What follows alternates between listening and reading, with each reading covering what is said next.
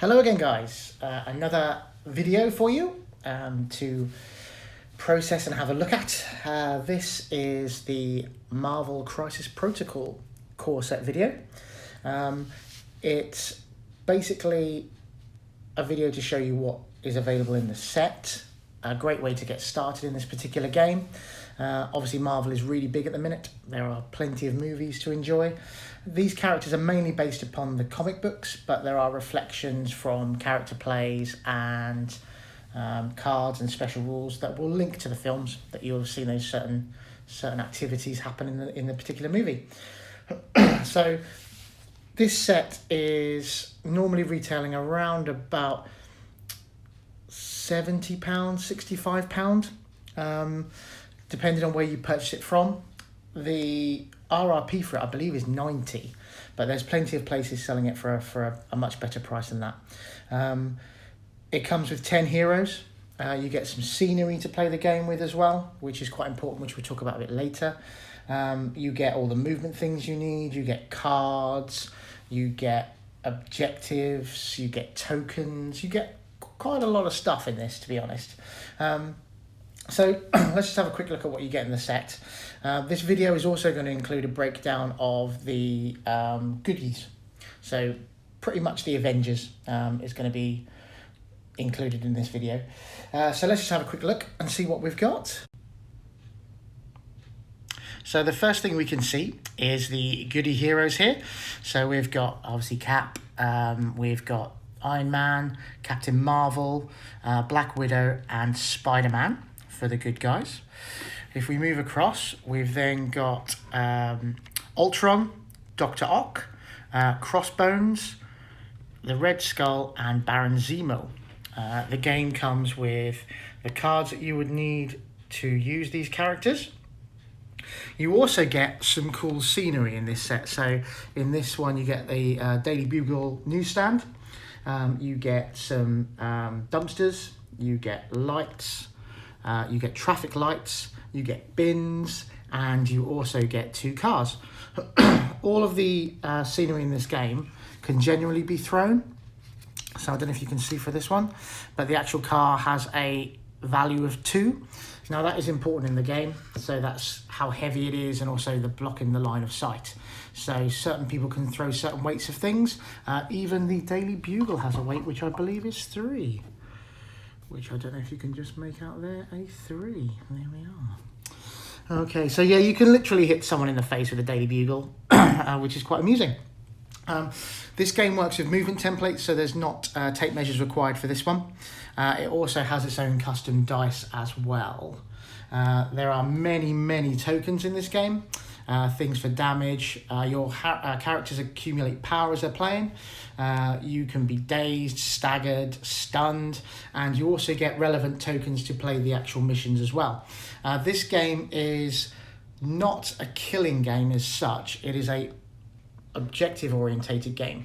So this marker here will score the game.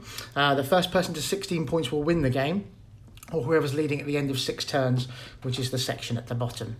That is the breakdown of all of the components. There's also a learn to play book. The rules, the full rule set is actually downloadable from the Atomic Math site. I would recommend getting this. The learn to play will just take you through one scenario, which is all good. But when you want to actually start playing the game properly and start building your teams to basically deal with any threats, you would need the actual rulebook for that, which is free to download. So that is all of the contents pretty much of the box. There are some cards and things and extra tokens and stuff that I haven't included there, but that's the general consensus.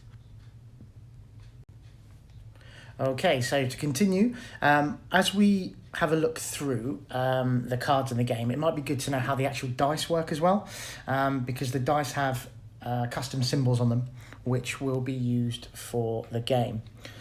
So this is a standard dice for this game, and it has 8 sides. You have 2 blank sides. Sorry, put that in the middle.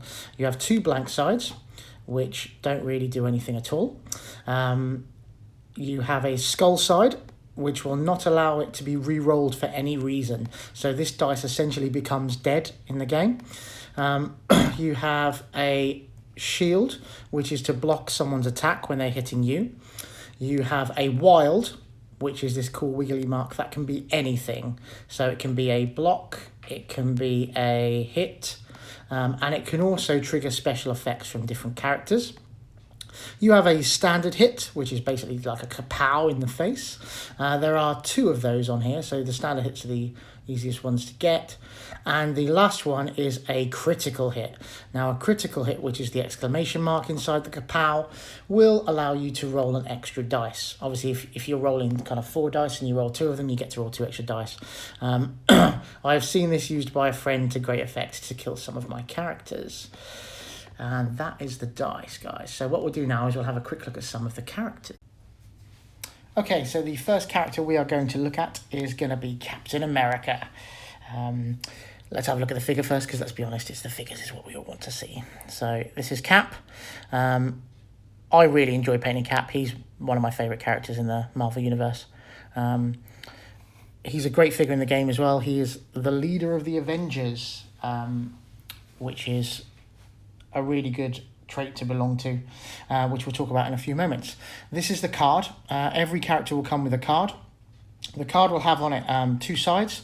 So it has a starter side, which is this one, and then there'll be a red side where he's basically taken a bit of a beating and has become, in the game, dazed. So we will just pop him down. There we go. Okay, so I'll just talk you through the card. So the card at the top will have the character's name, so Captain America. Their alter ego if they have one, so Steve Rogers. It will also have how many hits Steve Rogers or Captain America can take before he's dazed. So in this case it is 5. His movement, so Steve Rogers will move medium, which is the middle section of the templates. He is a height of 2. Now, height's very important when you have cover issues and you're fighting with people hiding behind buildings and cars and things like that. The threat value is this section here. That is how you will build your team when you are playing the game. Steve Rogers is a threat value of 4. In the game, there are different types of attacks. So there is a physical, an energy, and a mystic attack. This section here will tell you the defense of that character.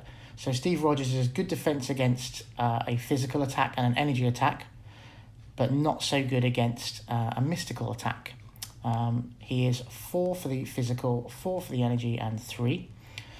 Then you'll have a selection of the attacks that character can do. Now, everything that Captain America does is a physical attack. So his first section here is called a strike. Now, this part of the attack will reveal what is required to do it and also how many dice you would use. So this particular attack, the strike, will have a range of 2. So the movement, the attack templates all have numbers on them. So this would be a range 2. So it's quite a short one, this one. So he's basically just punching someone in the face. It has a range of 2. It would require 5 dice, so you roll 5 dice to do it, and it has a power value of 0. So power is generated throughout the game. In this particular character, every turn he would get 1 power dice for that. If he takes damage as well in the game, so if, say, Dr. Ock or Crossbones gives him a bit of a kick in, every wound that he takes, so every hit, will convert to a power for him to use it. So he just gets a bit more angry and frustrated as he's playing through the game. So the strike also has some benefits. So after the attack is resolved, the character gains energy equal to the damage dealt. So when he damages someone, he gets power for that. So that's a great way for generating power for Captain America. Also as well, when we looked at the dice, we had a wild symbol, which was the weird squiggle. If you get a weird squiggle in your roll, you will be able to push this character. Now, as I said, this game is objective-based, so pushing characters is a crucial part of it.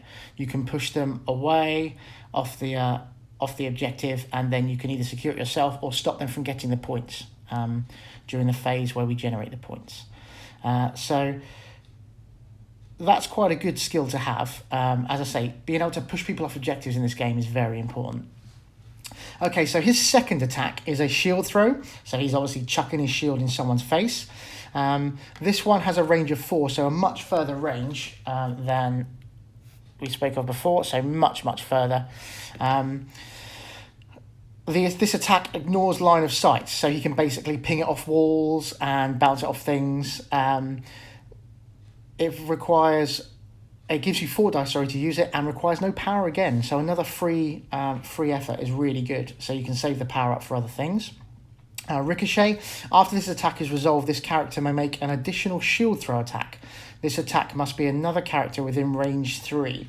So that's actually quite a decent range to hit somebody with that.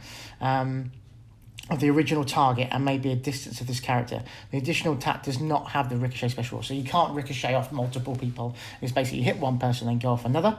And then his third attack is that he has a shield slam, which is once again only range 2, but it does give you 6 dice to do this one with, so there's quite a lot of potential for damage.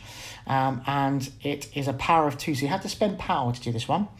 If the target character is size 2 or less after this attack is resolved, you can throw it a short range. So short's not very far, but once again, it allows you to throw them off an objective. So he's really good at trying to get control back of those objectives, which is great.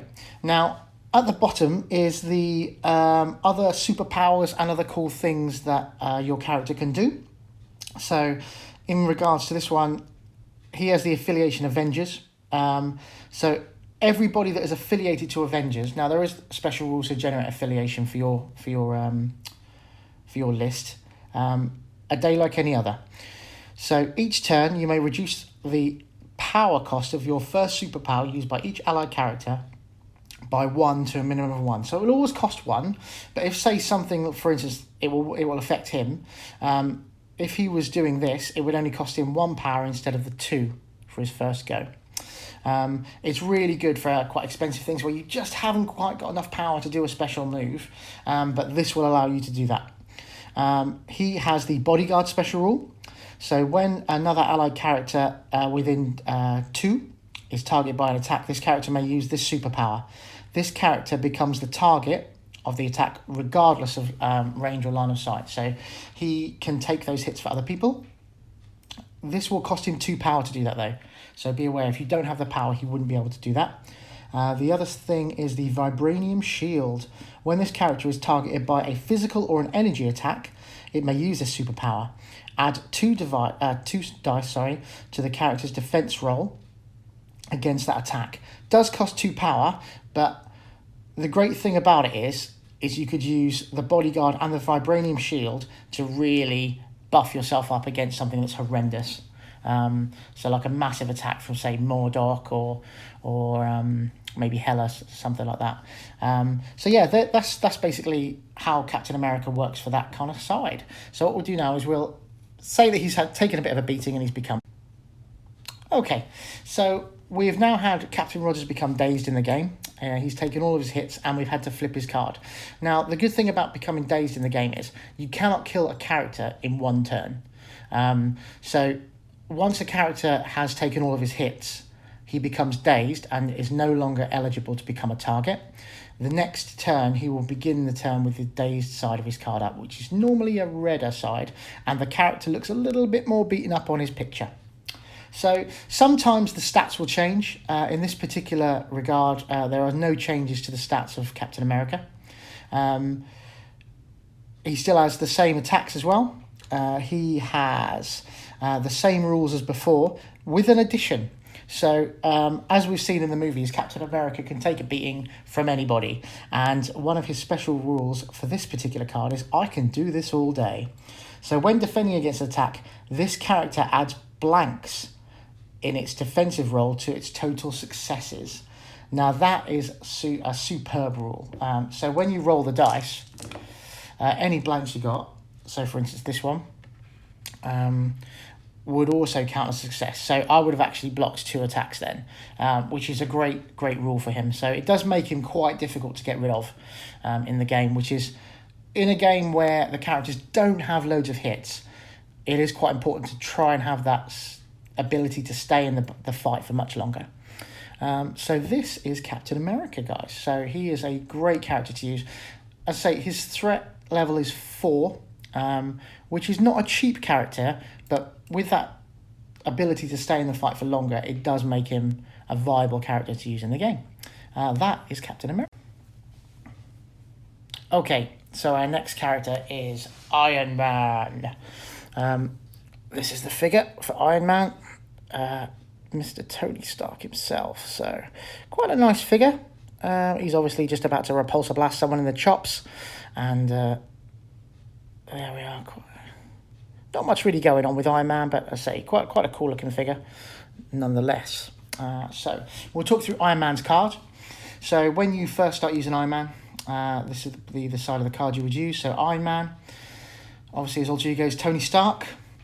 He has a hit of 5. He has a movement of medium. He has a height of 2, a threat of 3, so slightly cheaper than Captain America.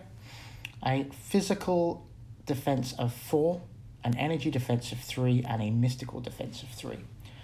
A bit different to Captain America this time is that we actually have a different type of attack. So this one is an energy attack. So it would require a different defense from the target figure that you're attacking. This is the energy section here. As you can see, it's more yellow than the physical section, which is red. So the Repulsor Blast has a good range of 4. So that's quite a decent range in the game. Gives you 4 dice and requires no power. After this attack is resolved, the character gains power equal to the damage dealt. So a very similar power to Captain America's strike. So when you hit people and damage them, you get power back, which is really good. And he can also push people off objectives once again and push people about. So you can push them closer to other people in the fight. But the best bit about it, once again, is pushing people off those objectives. Homing rockets is the physical attack. So this has a range of 5, so the longest range in the game at the moment. And it has 5 dice, but requires 2 power to fire those homing rockets. This attack ignores line of sight. The defending character cannot benefit from cover for this one. So in the rulebook it will explain how cover works. It also has a wild effect. So once again, when you get the squiggly section on the dice, and it's explosive. Before the damage is dealt, other enemy characters within 2 suffer 1 damage. So once again, another good benefit if people are clumped together. These are the abilities of Iron Man. So he can use Friday AI, which costs 3 power to do it. During your next attack by this character this turn, you can add 2 dice to its attack rolls. Now, that's a really good ability because when you are firing 7 dice at someone or 6, it's pretty dirty, to be honest, and it can really upset people.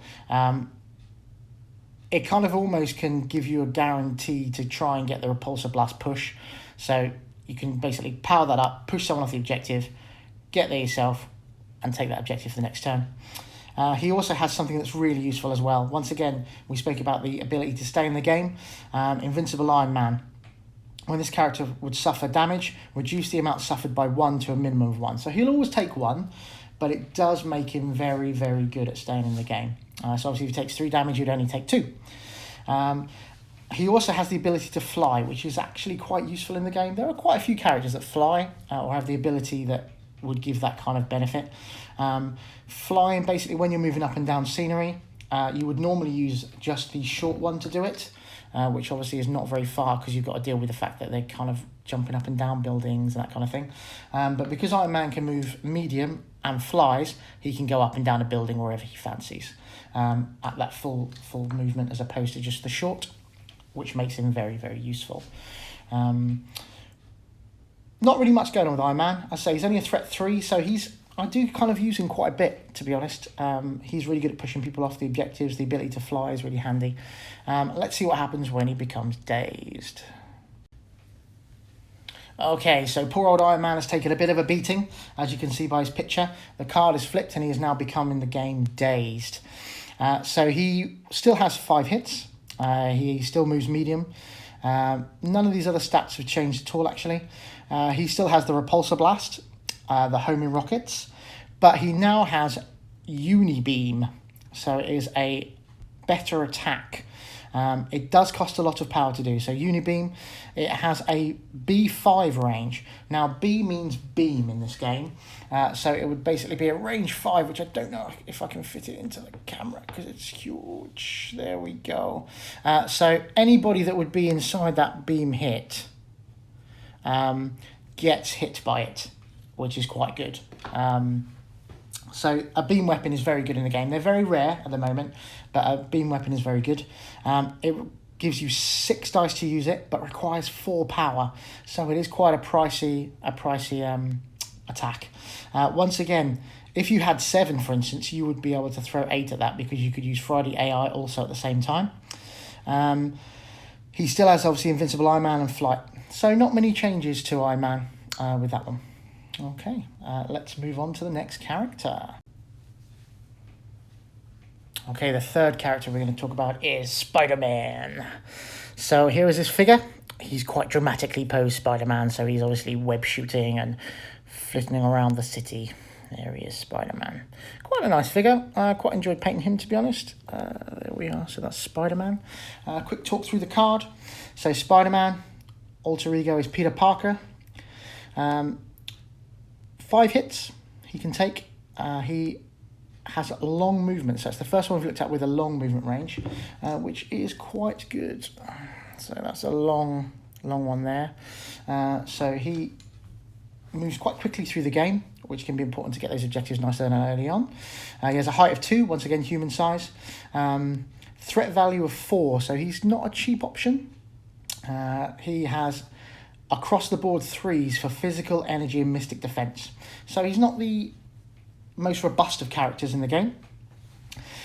So his attacks that he's got 3 options for attacks on the normal side of his card.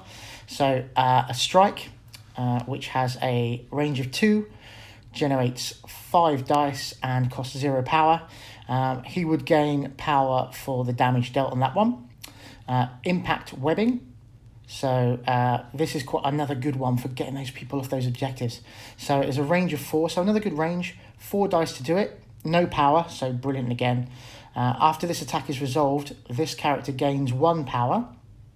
If you do get that wild on the dice though, he can push those characters of a size 2 or less. So once again, great for pushing human-sized characters off of objectives. So you can either capture them yourself or just stop them from taking them. And he also has taser webs, which is an energy attack. So it has a range of 3, so slightly less range than the impact webbing. Generates 6 dice though for this attack and has a power requirement of 2. If this attack deals 1 or more damage, after it is resolved, the target gains the stun special condition. So stun. So stun will allow him to stop characters that would get more than 1 power every turn to only take 1. Really good when you're fighting people like the Asgardians and the Hulk, for instance. He gets loads of power dice. So they're the kind of characters that you want to try and stun, which would really affect what's going on with them. So his abilities are Webline. So for the cost of 2 power, you can push an enemy character within 4 towards his character. So he basically pulls him towards him. The character can be pushed by this superpower only once per turn, so you can't repeatedly do it if you've got loads of power saved up on Spider-Man. Webapult. So it costs 3 power. Choose an interactive terrain feature or an enemy character, both of size 2 or less and within 3, and throw it short. This superpower can be used once per turn. So once again, you can pick up, say, a car and you can web it into someone's face, which is awesome. Spider Sense. When this character is defending against an energy or a physical attack, or making a dodge roll, it may re-roll 2 of its defense or dodge dice.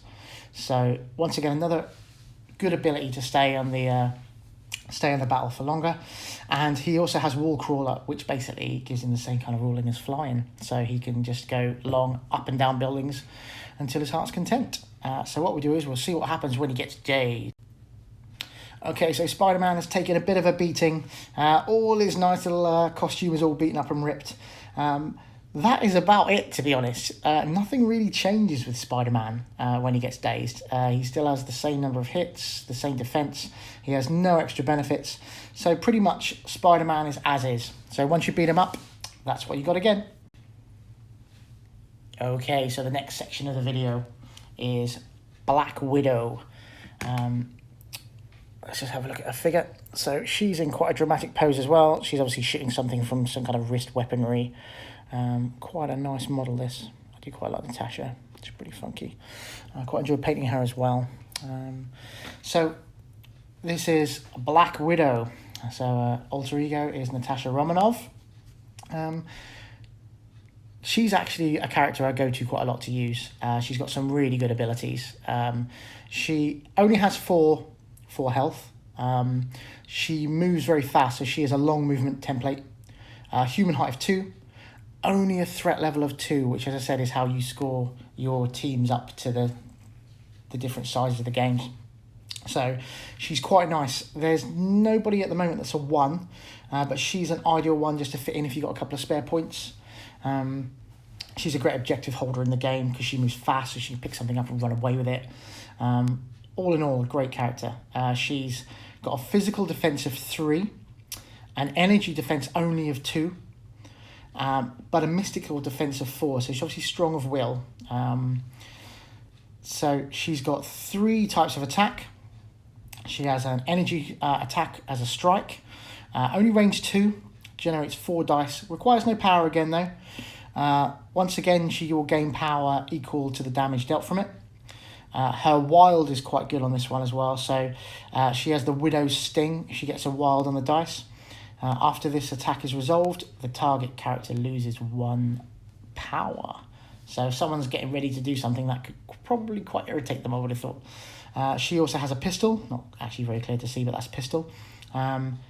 3 range, 4 dice, 0 power to use it. It doesn't have any special rules, she's literally just shooting a gun at someone. Then she's got Mixed Technique, which is range 2.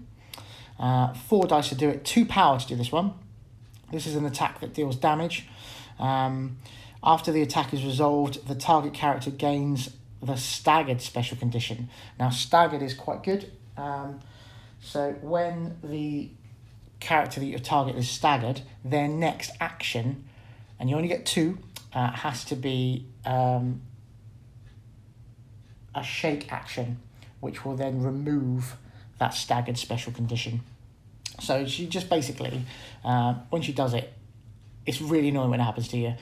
You only get 1 action with that character, because the first one he has to shake off the fact he's taken a bit of a beating.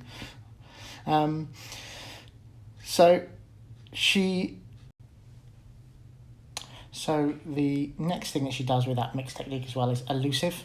It's basically like a hit and run attack.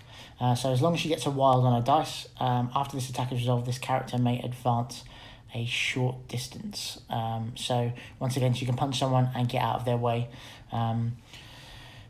It's also a bit cheeky because you can punch someone and then run to an objective. So it is quite a useful tactic. She has a few superpowers. So she has Counter Strike, which has a requirement of 2 power to do it. After an attack against this character is resolved, she may use this superpower. If the attacker is within 3, roll 4 dice. You deal 1 damage for each critical and wild hit rolled. So there's not a huge chance of doing it, but it can irritate people, particularly if they've only got 1 hit left to daze them. That's probably quite a good thing to do. She is a martial artist, so no power requirement for this. Is an ability she has. When this character is defending against a physical or an energy attack target that is within 2, so it has to be quite close, this character adds blank results to its defensive successes. So once again, if you roll a blank, it counts as another dodge or evade of the damage. Stealth, this is a really good one for her. So if she's grabbed an objective and ran away, characters may only must be within 3 of this character to target her with attacks. So to get her, you have to be really close. You can't shoot her from range. So Black Widow, for just 2 threat, I think is a pretty much go-to character, to be honest. Very useful, very good. Okay, so Black Widow has now become dazed in the conflict. As you can see, she's taken a bit more of a beating to her costume as well. Nothing really changes for Natasha either, to be totally honest with you. She's exactly the same as before, so you just got another 4 hits for her to do what she needs to do. That's Natasha, pretty much spoken about. So the last one we have is Captain Marvel, which we'll have a look at now. Okay, so our final character of the good guys from the core set is Captain Marvel. Let's have a quick look at her figure. There we go. If I can pick her up without knocking her off the base. There we are. All right. There she is. So, Captain Marvel, or Carol Danvers, kind of in quite a dramatic pose, flying up, getting ready to obviously do some damage to some villains. So, that's Captain Marvel's figure. Not really much to say about that, really. It's probably the least inspiring of the goodies for me, personally. I don't know what other people think. So, let's have a quick look at her card. So, Captain Marvel, alias obviously is Carol Danvers. She has 6 hits, so she's quite a tough cookie to deal with. Movement of medium, human-sized character of 2, has a threat of 4, so once again quite an expensive one in the context of the game. She has a physical defense of 3, an energy defense of 4, and a mystical defense of 3. She has 3 attacks, a physical attack of a strike, which has a range of 2, generates 5 dice for the attack and 0 cost.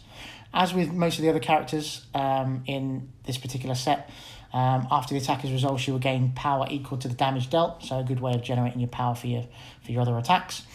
She has an energy blast, which has a good range of 4, generates 4 dice, once again costs no power. After this attack is resolved, the character gains just 1 power. This character may re-roll any number of attack dice for this attack, so it's a really good one for those re-rolls. Remember, you don't get to re-roll the skulls though, so if you get loads of those, it kind of ruins it for you. She's also got Rocket Punch, which is a range of 3,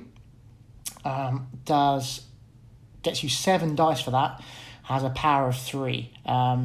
So the special for this one is, once again, if you get a wild on that dice, it will generate a stagger for you. So after this attack is resolved, the target character gains stagger, and once again, you have to do a shake action to remove stagger. It's just really annoying. She has a few cool special powers. So she has binary form. Until the start of the character's next activation, you add 2 dice to its attack and defense rolls. So it does cost 5 power to do that, but obviously if she's about to get a kick in, you can do this at the start of your turn, get the benefit for when you're attacking, and then it will go right the way through then when people are attacking her, so that it makes a real difference. It improves her survivability quite a lot. You've got Danvers Special, costs 3 power to do this.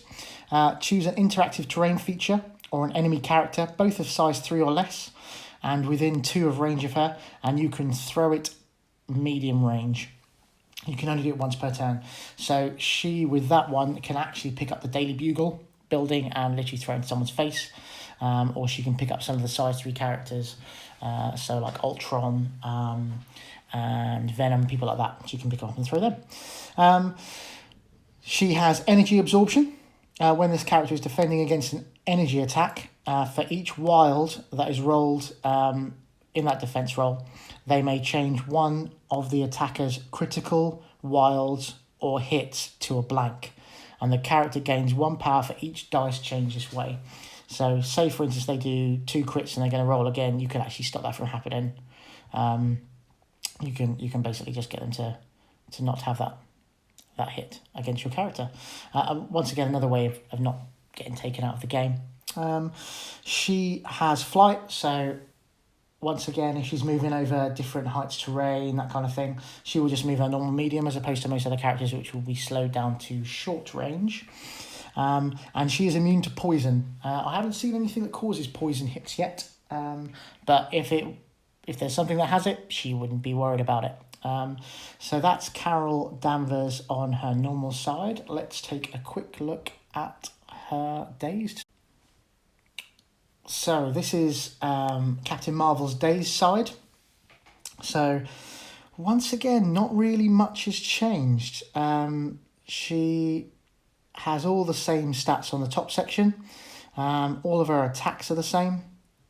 Her binary form is the same. So actually, yeah, you've got nothing any different to her Dazed, apart from the fact that she's only got 6 hits left before someone knocks her out. So that is Captain Marvel. I hope this video has given you some insight into the goodies from the core set and little kind of things to think about when you're using them. They are a decent set of characters. I've got all the add-ons at the minute, and I tend to find that I would probably use 1 or 2 of these with some of the additions that have come out. I quite like the Asgardians. I quite like Venom. As I say, they are good. Some of the tactics cards, which we haven't looked at, will give you benefits. So Iron Man and Cap have a cool kind of laser energy ricochet thing, which is quite cool. There's cards in the game which keep you going for longer, that kind of thing. So the cards will obviously improve what these are, but these are just the generic kind of reviews of the characters and what I would go with. Personally, I haven't used Captain Marvel yet. To be honest, she's quite expensive. I haven't used Spider-Man yet either, but I have used Cap, I've used Iron Man, and I've used Black Widow. Black Widow for me gets in a lot of games. She's very, very good for the points that she is. She's just cheeky to run around because the game is objective-based. Grabs that objective and then she runs away. People can't target her from long range. They have to get in close, and you can kind of shield her with some of the other characters. So that is my review of the core game, and a quick look at that. Obviously, only the good guys we've looked at in a bit more detail, and my next video will be about the baddies that come in the core set. I hope you enjoyed, and I'll speak to you soon. Thank you very much.